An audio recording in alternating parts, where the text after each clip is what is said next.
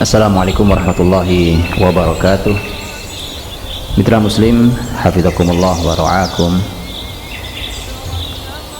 Berbicara tentang perjuangan Rasulullah sallallahu alaihi wasallam, sesungguhnya berbicara tidak hanya sebatas sebuah semangat, tetapi berbicara juga tentang masalah ilmu, berbicara tentang masalah urutan, berbicara tentang masalah strategi. Semuanya harus dipadukan karena memang semangat tidak pernah cukup. Orang tidak bisa membangun sebuah peradaban hanya bermodalkan sebuah jargon dan teriakan, tetapi harus dipandu dengan ilmu yang telah diajarkan oleh Rasulullah Shallallahu Alaihi Wasallam, di mana kita akan membahas pada pertemuan kali ini tentang 10 tahun membangun sistem di Madinah. Kalau 13 tahun di kota Mekah yang sudah kita bahas, Rasulullah Shallallahu Alaihi Wasallam menyiapkan pondasi SDM-nya, membangun generasi-generasi yang akan mengendalikan, yang akan memegang sistem itu. Maka ini pula sebenarnya yang menjadi pelajaran pertama buat kita.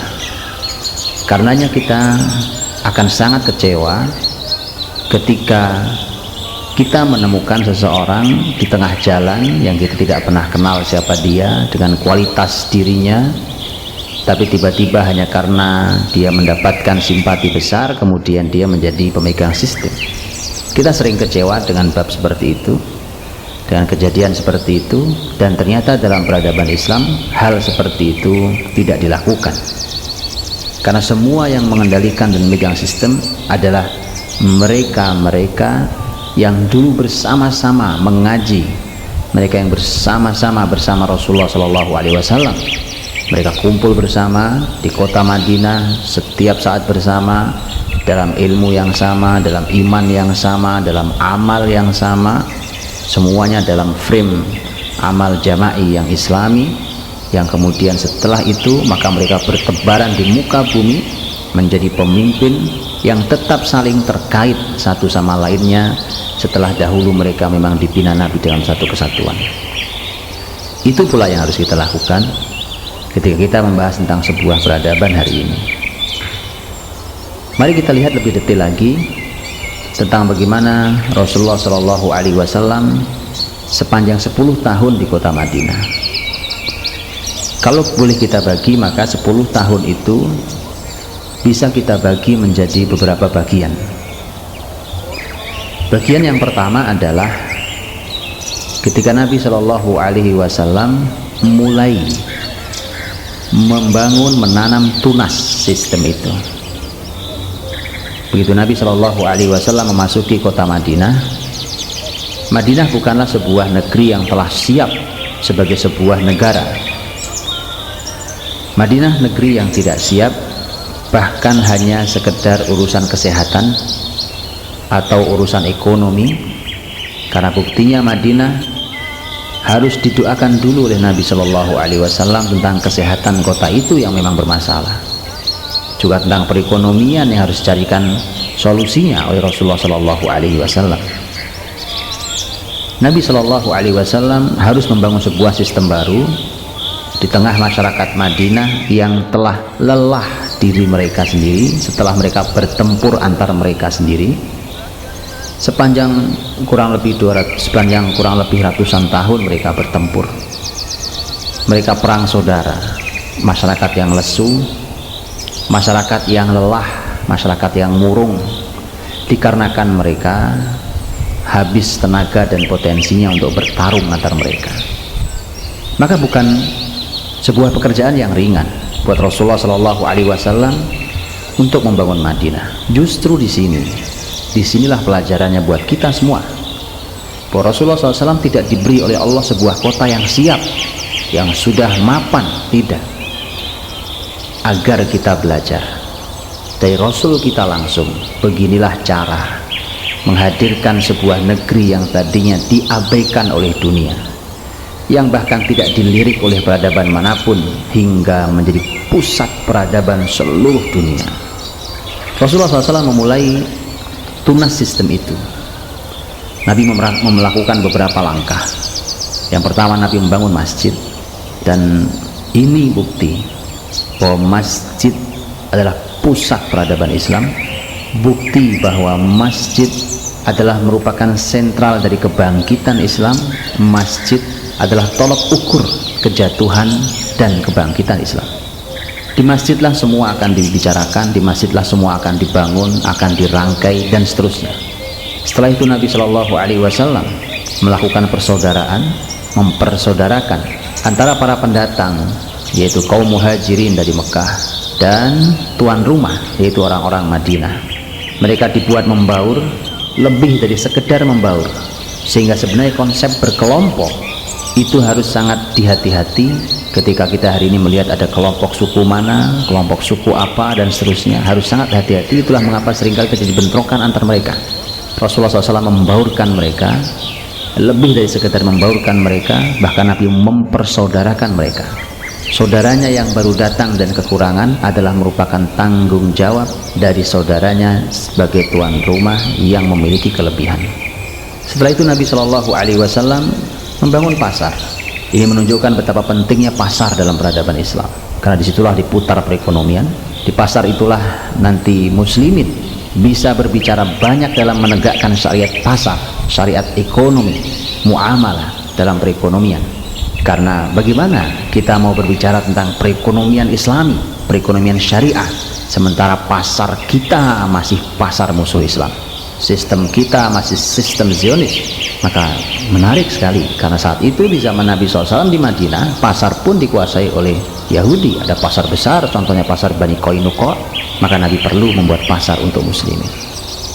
Selanjutnya Nabi membuat perjanjian. Perjanjian ini tidak langsung dengan Yahudi, karena seringkali ketika membahas sirah nabawiyah, dan ini sangat disayangkan, ketika bicara tentang perjanjian Madinah hanya langsung membahas tentang perjanjian muslimin dengan Yahudi, yang larinya nanti hanya membicarakan tentang toleransi. Sangat disayangkan. Cobalah lihat lebih dalam, lebih detail. Tidak begitu.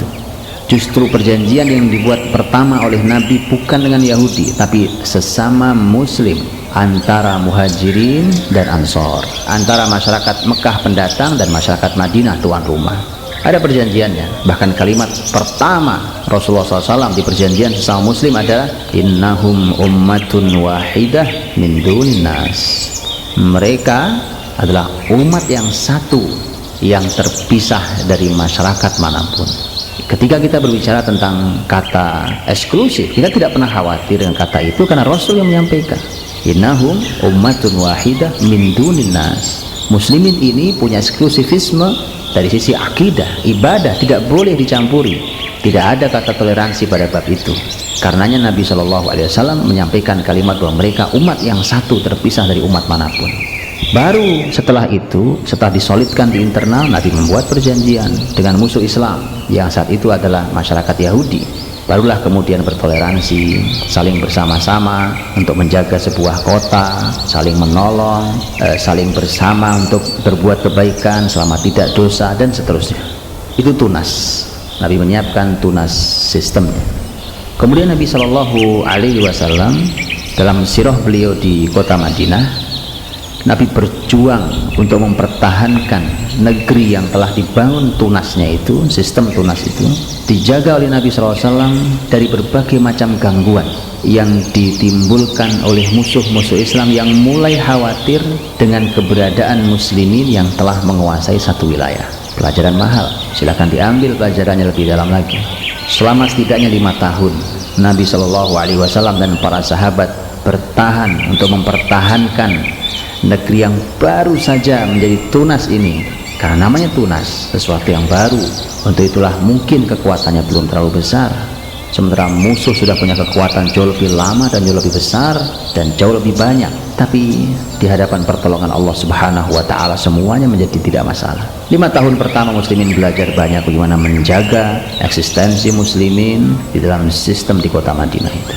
Ini adalah poin berikutnya tentang membangun sistem, hingga puncaknya adalah ketika tahun 5 Hijriah itu terjadi perang Ahzab yang diabadikan Allah dalam surat Al-Ahzab, atau yang disebut juga dengan perang Khandaq, di mana kata Ahzab artinya adalah sekutu. Adapun Khandaq artinya adalah parit, sekutu, karena berkumpul sekutu dari berbagai suku Arab, Quraisy dan non-Quraisy, mereka sepakat berkonspirasi untuk menyerang muslimin di Madinah. Khandaq karena itu adalah sistem pertahanan Nabi dan sahabat di kota Madinah, mereka membuat parit untuk pintu masuk ke kota Madinah. Di akhir perang Khandaq itu, setelah Allah berikan pertolongan yang mahal, hingga sekutu yang kekuatannya tidak mungkin dilawan oleh muslimin karena begitu besarnya mereka dan begitu buruknya keadaan muslimin saat itu, begitu mendapatkan kemenangan dari Allah Subhanahu wa taala, Nabi mengeluarkan sebuah kalimat dahsyat. Ini menunjukkan bahwa setelah tahun 5 adalah fase baru untuk sistem. Nabi mengatakan sebagaimana disampaikan dalam Sahih Bukhari, al-an naghzuhum wala yaghzunana nahnu nasiru ilaihim. Sekarang kita perangi mereka, bukan mereka yang memerangi kita, kita yang akan pergi untuk berangkat menuju ke mereka.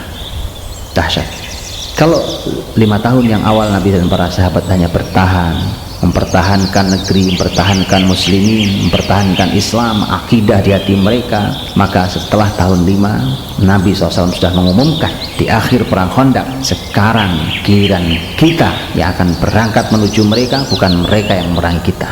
Untuk itulah kabar gembira tentang penaklukan negeri-negeri disampaikan di tahun 5 ini. Nabi sudah menyampaikan tentang penaklukan berbagai negeri, bukan hanya negeri-negeri kecil, bukan hanya kota-kota biasa, bukan hanya negeri-negerinya orang Badui. Nabi sampai menyebut Yaman, Nabi SAW menyebut Romawi, Nabi menyebut Persia. Dahsyat, subhanallah. Nabi menyebut 2 imperium terbesar di zaman itu, Persia dan Romawi. Sudah Nabi sebutkan tahun 5 Hijriah bahwa itu negeri akan diberikan Allah untuk muslimin. Dan terbukti nanti setahun berikutnya, tahun 6 Hijriah, musuh besar yang sering dihadapi muslimin adalah orang-orang Quraisy dari Mekah. Tahun 6 adalah tahun perjanjian damai, bukan muslimin yang meminta, tapi musuh Islam yang meminta. Ini bukti bahwa mereka sudah lemah, maka terjadilah perjanjian Sulh Hudaybiyah. Ini tahun 6, tahun perdamaian. Nabi manfaatkan sebaik-baiknya untuk membersihkan berbagai macam gangguan selain Quraisy, karena Quraisy sudah tidak mau lagi memenangi muslimin dalam perjanjian mereka. Maka setelah itu memasuki fase berikutnya, dan Nabi buktikan giliran kita yang sekarang keluar, giliran kita sekarang yang berjalan menuju mereka. Maka tahun ke-7 Hijriah adalah merupakan tahun di mana Nabi SAW mulai melakukan ekspansi dakwah keluar. Nabi mengirim para sahabatnya ke berbagai wilayah, ke berbagai negeri. Nabi kirimkan surat-surat dakwah kepada raja-raja, pemimpin-pemimpin, pembesar-pembesar, kaisar-kaisar di sekitar wilayah Arab, bahkan hingga Persia dan Romawi. Semua diminta Nabi SAW untuk masuk Islam, semua diminta oleh Nabi SAW untuk menerima hidayah ini. Tidak ada basa-basinya. Nabi langsung sampaikan, kalau kalian masuk Islam, maka kalian mendapatkan pahala 2. Tapi kalau kalian tidak mau masuk Islam, maka kalian mendapatkan dosa 2. Disinilah Nabi memulai fase yang baru. Dan setelah itu Allah Subhanahu wa ta'ala memberikan sebuah kemenangan yang besar, kemenangan yang disebut-sebut dalam Al-Quran Al-Karim, yang oleh para ulama sirah disebut sebagai inilah kemenangan terbesar dalam sirah Nabawiyah, yaitu Allah berfirman, inna fatahna laka fatham mubina. Sesungguhnya kami menaklukkan, akan memberikan kepadamu kemenangan yang nyata, fatham mubina. Rasulullah Shallallahu Alaihi Wasallam mendapatkan kemenangan dengan penaklukan negeri Mekah. Nabi membersihkan tauhid mereka, menghancurkan patung-patung, menghantarkan masyarakat Mekah dan sekitarnya menuju hidayah mereka. Kiblat muslimin itu bersih dari kemusyrikan hingga hari ini dengan alhamdulillah rabbil alamin. Ini adalah tahun kemenangan yang disebut Allah sebagai fatham mubina, kemenangan yang nyata, besar kemenangan ini. Maka sejak itu, sejak muslimin mulai mendapatkan kemenangan demi kemenangan, setelah itu datang rombongan dari berbagai macam suku dan wilayah. Setelah tahun 8 itu, tahun 10 Hijriah disebut sebagai Amul Wufud, sebagai tahun utusan-utusan. Utusan-utusan itu datang ke Rasulullah SAW untuk menyatakan diri masuk Islam dan taat kepada kepemimpinan Madinah. Dan sebelum itulah Nabi SAW sudah banyak mengingatkan para sahabatnya tentang kebesaran, tentang harta, tentang jabatan. Nabi tengah menyiapkan mental juara para sahabatnya. agar kelak mereka tidak menjadi pecundang, agar kelak mereka tidak jatuh karena harta, agar kemenangan muslimin di sebuah jihad mereka tidak justru menjadi kekalahan pertama mereka, dikarenakan dijatuhkan oleh harta, di mana muslimin mulai berebut harta dan jabatan. Nabi banyak menyiapkan dalam kalimat-kalimat beliau, menyiapkan para sahabat, dididiklah para sahabat. Ini bukti bahwa seorang pemimpin, seorang pendidik harus tahu persis apa yang harus dilakukan. Generasi kita tidak hanya disiapkan untuk bertahan saat miskin, jangan hanya disiapkan mereka hanya untuk menjaga iman ketika mereka sedang papa, keadaan sedang susah.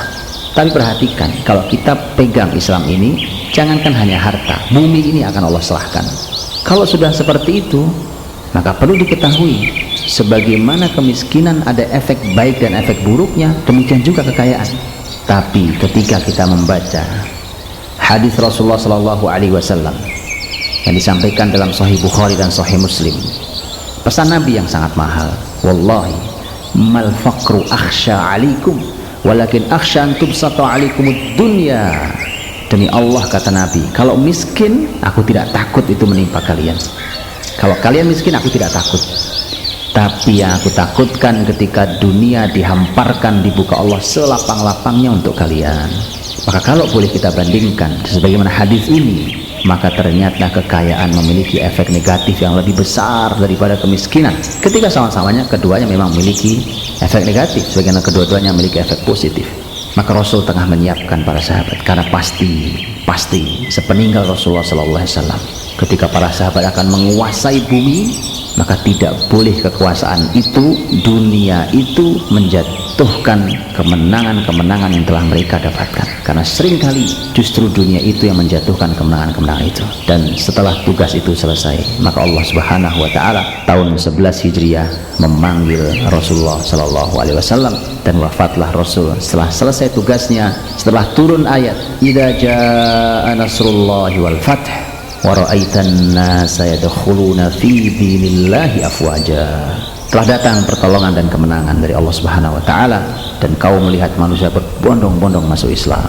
Itulah kemenangan sesungguhnya, itulah kemenangan dari dakwah Islam ini ketika masyarakat mendapatkan hidayah Allah Subhanahu wa Ta'ala. Maka mudah-mudahan ini menjadi sebuah gambaran bagi siapapun yang tengah berbicara tentang peradaban, yang tengah menyiapkan keluarganya, menyiapkan dirinya, menyiapkan lembaganya agar belajar langsung dari Nabi SAW. Beginilah cara Nabi membangun sistem hingga lahirnya para pemimpin Muslim yang menegakkan manhaj Nabawi, menegakkan aturan Rasulullah SAW.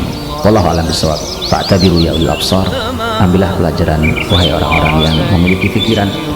Assalamualaikum warahmatullahi wabarakatuh.